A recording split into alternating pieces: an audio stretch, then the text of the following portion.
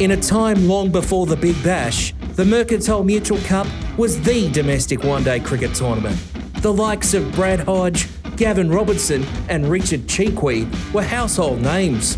So much so, they even had their own playing cards. To this day, I think it's still a pretty cool photo. To be honest with you, I still get cards sent to me in the mail from collectors. I couldn't believe the day that I was on a card. It's pretty cool being on a card. Iconic and picturesque venues like the Junction and North Sydney Oval would be packed to the rafters, and even a sparse MCG looked glorious. I remember just, getting ready to go to North Sydney Oval. Not often you get to the ground and there's already a crowd there. The games would be broadcast live on Channel 9 with the iconic and legendary commentary team of Tripelli, Bill, Tony and Richie calling the match. I remember when Richie Benno first said my name on national TV, I was yes, my word, Richard Cheekwee, yes, marvellous. Mercantile Mutual Cup was state versus state. For the one-day crowd.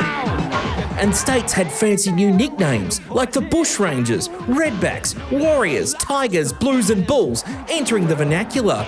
And for 3 magical summers, the Australian sporting public fell in love with a little team called the Canberra Comets. Yeah, I remember playing against the Comets and I remember scoring a century. Seeing Merv in a Canberra Comets jersey just didn't work at all. I mean, the good thing was he didn't actually look like a Victorian because he'd probably stacked on a couple of kilos by the time he actually went to Canberra as well. When a guy's running in by 138 kilometres an hour at you with that nice chubby tummy, full of a few eggs and bacon and... The big moustache come down the wicket, he's like, what's your problem? And I'm like, sorry, Mr. Hughes, There was even a revolution in sporting fashion when Victoria opted to wear shorts for their tournament-winning season. There wasn't a lot of suntan on the boys' legs, so when we actually got the shorts, it looked like we've been parked on the moon for the best part of a few years.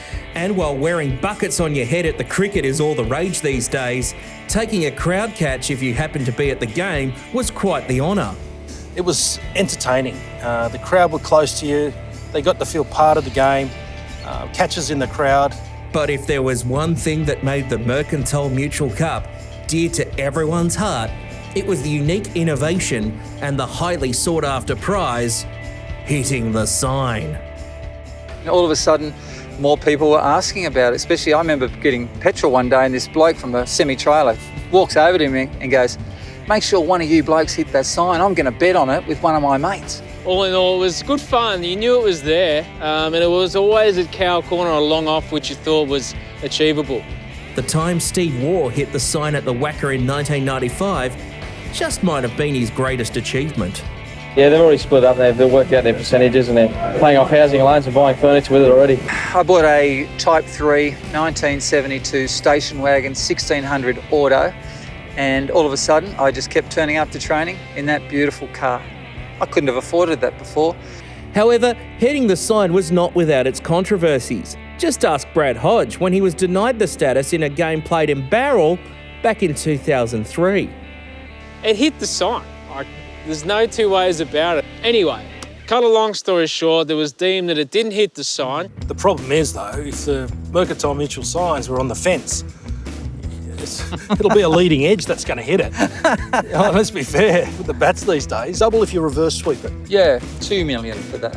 It might be interesting to entice the likes of Andre Russell and Corin Pollard to the Big Bash again. If they knew that our chance of getting the extra 150k into their pocket, I reckon we could wrestle them out of the West Indies beach for sure to try and hit that sign. While the Big Bash and the busy non-stop cricket schedule we see in today's game won't bring the Mercantile Mutual Cup back, we'll always have the memories and the sign. Nobody remembers how much cash you won, but everybody remembers who hit the sign. Yeah. Mercantile Mutual Cup. Wow!